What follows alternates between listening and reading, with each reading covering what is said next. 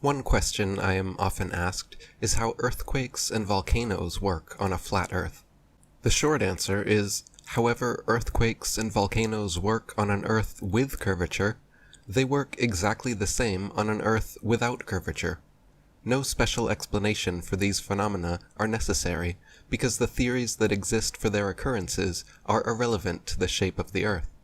Having said that, the prevailing theory for the cause of earthquakes actually makes more sense on a planar Earth than a spherical one. Plate tectonics theory holds that large, adjacent grinding plates of land build up friction until one fault plane slips under the other, causing an earthquake. This could theoretically happen regardless of the shape of the Earth, but even the mainstream images and terminology employed, from plate tectonics to fault planes, all suggest the geology of a level plane, and not a spherical ball. As for volcanoes, the globe model purports that the lava which erupts and is ejected from volcanoes comes from deep inside the magical magma Tootsie Roll center of their Tootsie Pop Earth. In reality, however, the longest and deepest drilling operation in history, the Russian Kola Superdeep, after 20 years and busting several drills, managed to bore only 8 miles down. So the entire ball Earth model taught in schools, showing a crust, outer mantle, outer core, and inner core layers, where this molten magma supposedly rests, are all purely speculation, as we have never actually even penetrated through beyond the crust. What we do know is that Earth's matter gets denser and more pressurized, therefore more heated, the further down you go. At its greatest depth of just under 8 miles, the Kola Superdeep borehole registered a blazing temperature of 356 degrees Fahrenheit. As you drill downwards, the temperature constantly increases approximately 1 degree Fahrenheit per 50 feet, so that after only 1.5 miles down, it is already the temperature of boiling water, and by the time you reached 15 miles down, all rocks would be melted down and molten. Professor Silliman, in the American Journal of Science, wrote that, in boring the artesian wells in Paris, the temperature increased at the rate of 1 degree for every 50 feet downwards, and reasoning from causes known to exist, the whole of the interior part of the Earth, or at least a great part of it, is an ocean of melted rock, agitated by violent winds. The uppermost strata of the soil share in all the variations of temperature which depend upon the seasons, and this influence is exerted to a depth which, although it varies with the latitude, is never very great. Beyond this point, the temperature rises in proportion as we descend to greater depths, and it has been shown by numerous and often repeated experiments that the increase of temperature is on an average 1 degree Fahrenheit for about every 54.5 feet. Hence it results that, at a depth of about 12 miles from the surface, we shall be on the verge of an incandescent mass. In other words, molten magma does not originate several thousand miles below us in the core of a globe, but rather is a layer of our level Earth starting just 12 to 15 miles down.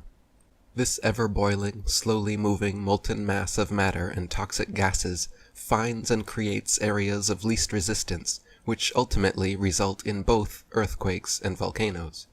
The movement and stress causes shearing, folds, and fault planes, which, when violently resettling into place, we call earthquakes,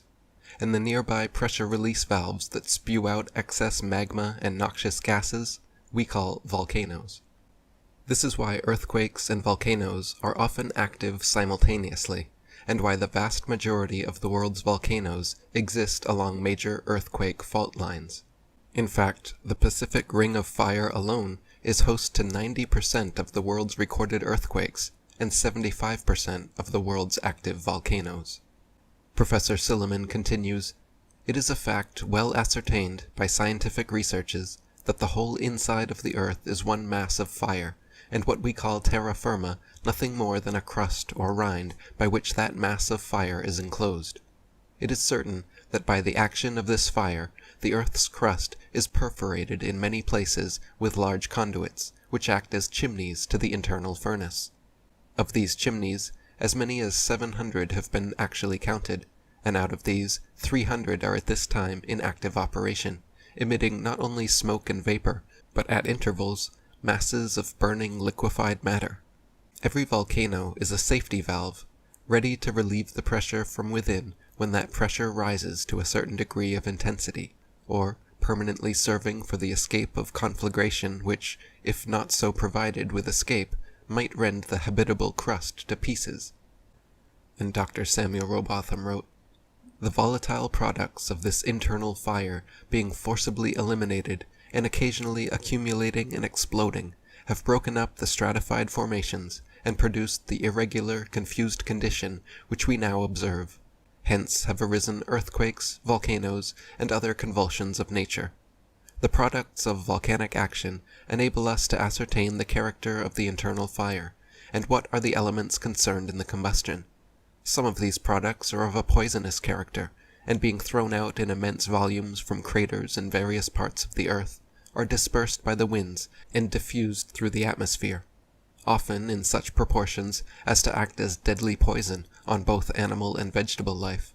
Thus it is certain from the phenomena connected with earthquakes, submarine and inland volcanoes, which exist in every part of the earth, from the frozen to the tropical regions, hot and boiling springs, fountains of mud and steam, lakes of burning sulfur and other substances, jets and blasts of combustible destructive gases, the choke and fire damps of our coal mines, that at only a few miles below the surface of the earth there exists an extensive region of combustion, a vast fiery gulf extending in all directions for thousands of miles, and the intensity and power of the chemical and electric action going on in this almost boundless subterranean furnace are utterly indescribable, and cannot be compared with anything within the range of human experience."